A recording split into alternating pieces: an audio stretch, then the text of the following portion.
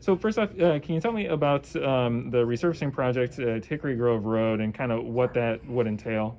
So we're going to be resurfacing Hickory Grove just north of the intersection of Central Park, and then we're going to take that just south of Duck Creek and the bridge over that on Hickory Grove. Is essentially that entire asphalt portion is going to be resurfaced, and it'll probably be happening later this summer, early fall. Great. And then I guess why Hickory Grove? Why focus on that road, and what would motorists see as a result of that project? So we use predictive analysis software to help guide us in our decision-making process for how we use our resources and fixing our infrastructure. So when it comes to the selections of roads, that plays a guiding part in that selection. And on an asphalt road, typically, or on any road, you have a variety of treatments that you can use according to the current condition of it. So for an asphalt road like this section of Hickory Grove, it gets to a point where you need to resurface it. So you're removing 2.5 inches of the surface layer and then putting back whichever you replace the 2 or 2.5 inches of new asphalt.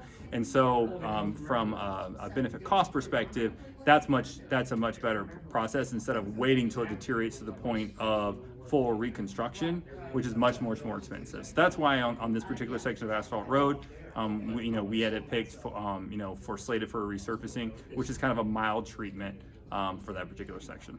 Great. And then how long, I guess, roughly would you expect that project to take or that work to last? Off the top of my head, I'm thinking the project will probably last a month to a month and a half, depending on how. On a resurfacing job, what will typically kind of extend the project or make it faster is once we have that milled off surface, we take a look at the base and how well the base is, and it determines how much patching we have to do before we then put the overlay, the extra 2 to 2.5 inches back on top. So I would say about a month and a half. Okay. And would the road be closed during that time? Or? No, we're going to have traffic going throughout that. So on almost every single one of our projects, traffic will be going alongside construction. So we'll do a portion of the road, finish it, flip traffic control to the next section, and then do that section as well. And then I understand that there is a traffic signal project on Hickory Grove as well. Can you talk about that and what that entails? Yep. So essentially, it's as straightforward as you'd imagine.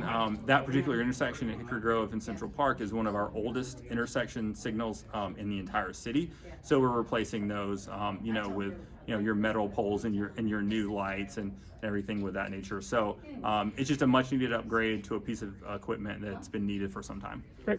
And then I guess lastly on this council agenda or this council cycle, there are some neighborhood streets projects that are included as well. Is there anything that you can say about that and what the city is doing to address neighborhood streets? The focus, tends to be on kind of the big streets, the bigger projects like 53rd.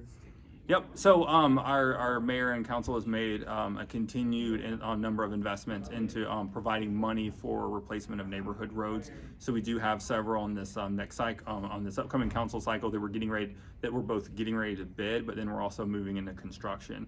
So we do construction in waves. So early spring, summer, late summer, into the fall. And so one in particular is Emerald. Just south of Central Park. That one's going to be under construction probably starting in the next month or so.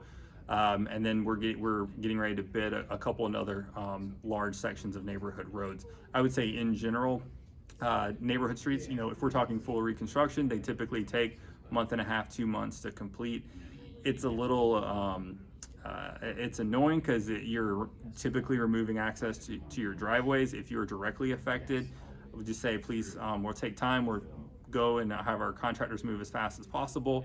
But in the end, I think you will enjoy the kind of the aftermath of having a brand new road instead of the sections that are there now.